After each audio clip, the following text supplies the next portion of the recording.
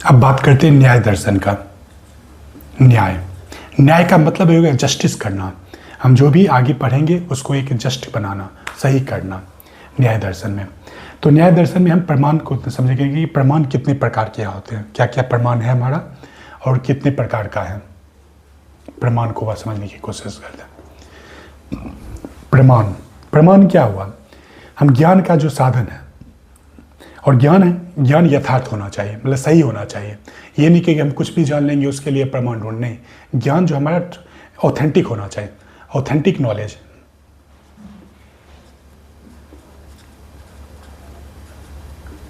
Authentic knowledge,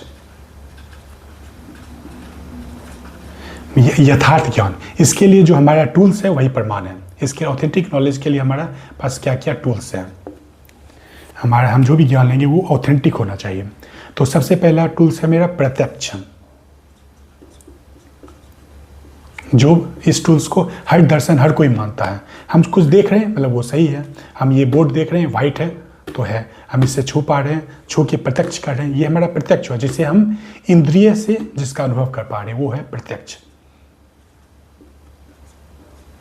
इंद्रिय से अनुभव। जो भी हम कर पा रहे हैं वो हो गया हमारा प्रत्यक्ष। तो इंद्रिय हमारे पास 5 इंद्रिय हैं, पांचों इंद्रिय से हम जो भी अनुभव कर पा रहे हैं वो हमारा प्रत्यक्ष है, और उनसे हम जो भी देख रहे हैं मतलब वो ज्ञान हमारा सही है। तो 5 इंद्रिय क्या क्या है? इंद्रिय हमारे पास 5 है। चक्षु, जिससे हम देखते हैं रंग रूप आकार। नासिका, चक्षु से रूप, नासिका से गंध, गंध का हम अनुभव करते हैं।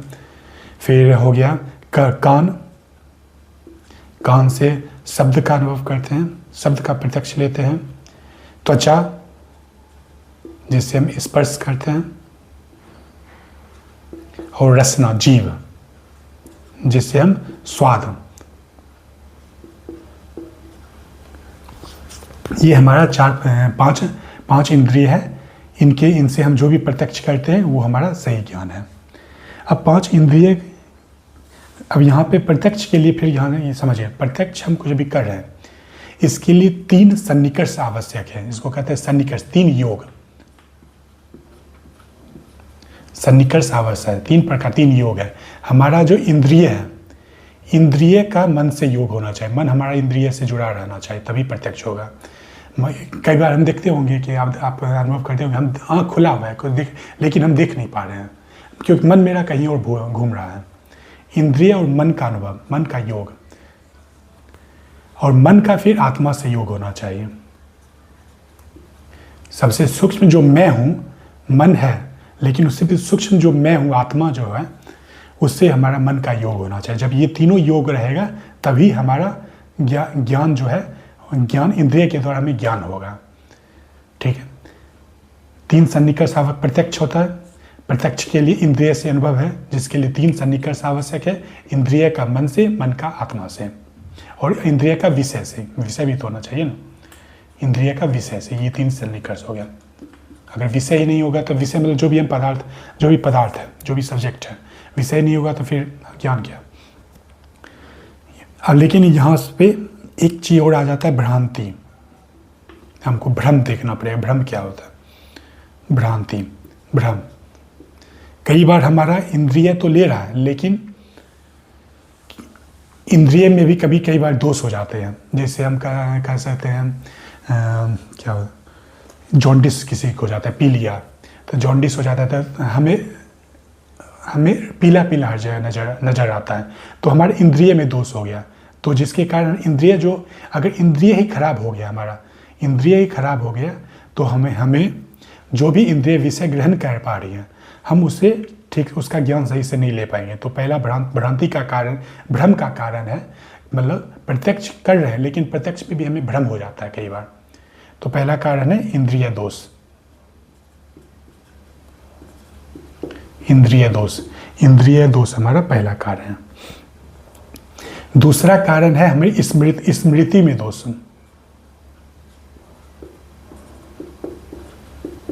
हम जो देख पा रहे हैं, लेकिन हमें उस देखने के से हम जो स्मृति आ रहा है, जैसे मान ली अंधेरे के कारण, अंधेरे में हम जा रहे हैं सड़क पे, सामने हमको रस्सी दिख जाए तो उसके कारण हमको स्मृति सांप का आ रहा है, और यही स्मृति का दोष है। तो इसको हम कहते हैं स्मृति दोष के कारण भी हमको भ्रम हो जाता है। फिर कई बार हमको भ्रम हो जाता है अनुभव में कमी के कारण, या फिर ज्ञान में अभाव के कारण। अनुभव में अभाव है, जिसके कारण भी हमें भ्रांति हो जाता है, भ्रम होता है। ज्ञान के अनुभव कह ले या ज्ञान का अभाव।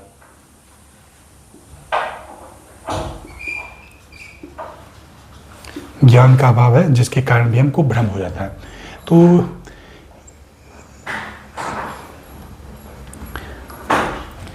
भ्रांति का ये 3 कारण है। अब दूसरा प्रमाण है अनुमान।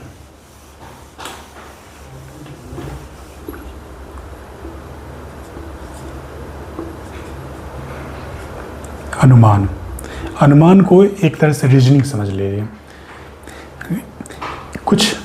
कुछ है जिससे हम कुछ एक चीज़ मेरे पास है जिससे हम थर्ड चीज़ का हम एक को डिराइव करने की कोशिश कर रहे हैं।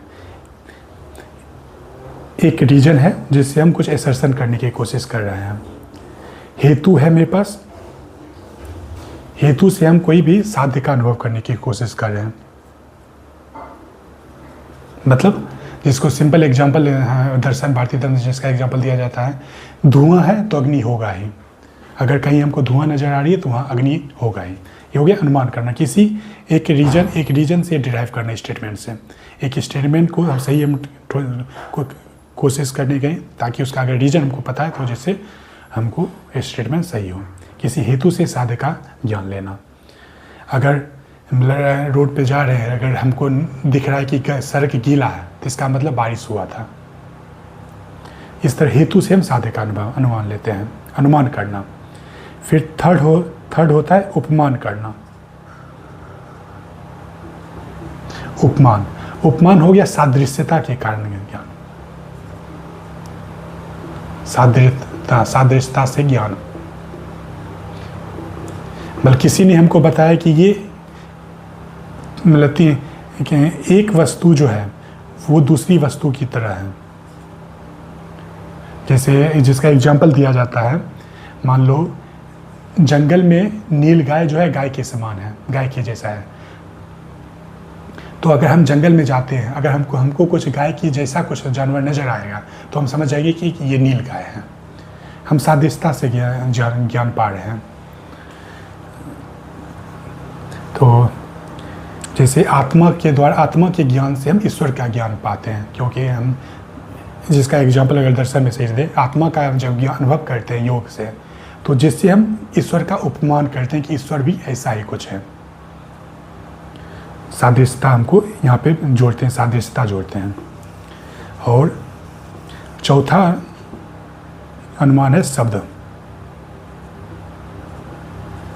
प्रमाण है। शब्द मतलब शब्द माना जाता है, शास्त्र को ही शब्द माना जाता है। शास्त्र क्या बोल रहा है उससे हम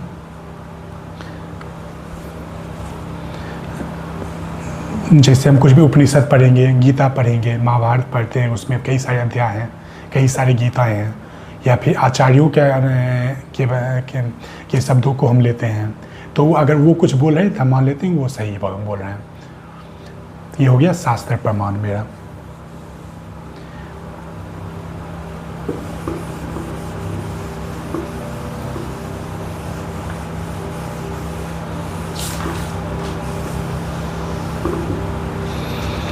अब मेरे अनुसार इन चारों प्रमाणों में सबसे मूल प्रमाण है शब्द। 2 ही मूल प्रमाण है, उपमान और अनुमान। कहने को तो प्रमाण है लेकिन प्रमाण नहीं है। 2 ही मूल प्रमाण है, शब्द और प्रत्यक्ष। और बाकी उपमान और अनुमान इन्हीं दोनों के अंदर आता है। शब्द हुआ हम जब शास्त्रों के द्वारा ही हम ज्ञान लेते हैं, ज्ञान पा सकते हैं। क्योंकि हम ज्ञान दर्शन पढ़ रहे हैं, तो दर्शन में हम इस सृष्टि के बारे में नहीं पढ़ रहे हैं। हमारा मूल लक्ष्य है ईश्वर को समझना। दर्शन का मूल लक्ष्य है ब्रह्म को समझना। और ब्रह्म कोई वस्तु नहीं है जिसका हम अनुभव कर लें या जिसके लिए हम कुछ हेतु रीजनिंग ढूंढें। यहाँ कोई रीजनिंग नहीं है। ब्रह्म कोई भौतिक पदार्थ नहीं है जिसका हम प्रत्यक्ष कर सकते हैं, इंद्रियों के द्वारा प्रत्यक्ष कर सकते हैं, या जिन पर हम लॉजिक लगा सकते हैं। लॉजिक ब्रह्म जो है तर्क से परे है, उन पर कोई लॉजिक नहीं लगेगा। और यहाँ लॉजिक नहीं लगेगा आपको, तर्क से परे हैं, यहाँ पे कोई लॉजिक नहीं है ब्रह्म। और ना ही यहाँ पे सादृश्यता कोई आएगा, सादृश्यता, क्योंकि ब्रह्म के जैसा कुछ भी नहीं है। ब्रह्म के जैसा कुछ भी नहीं है, इसलिए सादृश्यता भी नहीं है काम आएगा। हम ऐसा नहीं कह सकते टेबल के जैसा ही ब्रह्म हो गया। ब्रह्म के जैसा कुछ भी नहीं है, वो अद्वितीय है। ब्रह्म अद्वितीय है, इसलिए हम सादृश्यता नहीं लगा सकते, उपमान नहीं कर सकते। ब्रह्म तर्क से परे है, बुद्धि से परे है, तर्क से परे हैं ब्रह्म, इसलिए हम लॉजिक भी नहीं लगा सकते हैं। तो ये प्रत्यक्ष क्या है? लेकिन यहाँ पे हम प्रत्यक्ष बताएंगे। प्रत्यक्ष यहाँ पे हम 5 इंद्रियों की बात नहीं कर रहे हैं, हम 6ठी इंद्रियों के बाद से प्रत्यक्ष की बात कर रहे हैं। प्रत्यक्ष हम यहाँ पे इन 5 इंद्रिय जो भौतिक पदार्थ का दर्शन कराती है, इन 5 इंद्रियों की बात नहीं करेंगे, 6ठी इंद्रिय की बात कर रहे हैं।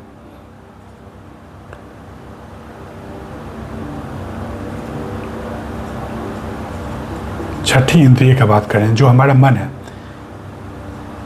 है, हम उससे सीधे ब्रह्म का प्रत्यक्ष करते हैं। इसका हम मूल रूप से तो यही योग हो गया। जैसे हमारा मन है, आत्मा है, मन आत्मा का योग है, आत्मा है, मन है। मन और आत्मा में हमेशा योग रहता है, ये समझ लिए। आत्मा मन से हमेशा जुड़ा रहता है। हमारा जो अंतःकरण है, आत्मा उससे हमेशा जुड़ा रहता है, इसीलिए हमारा अस्तित्व है। किसी भी क्षण अगर हमारा आत्मा मन से अलग हो गया तो हमारा अस्तित्व नष्ट हो जाएगा।